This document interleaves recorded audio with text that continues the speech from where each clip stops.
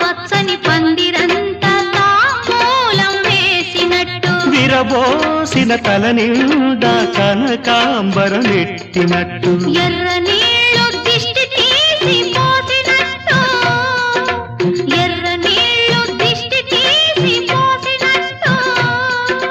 కర్పూరం హారతి ఇచ్చినట్టు ఆకాశం ఎందుకో పచ్చబడ్డది ఆ నడుమ బొట్టేమో ఎర్రబడ్డది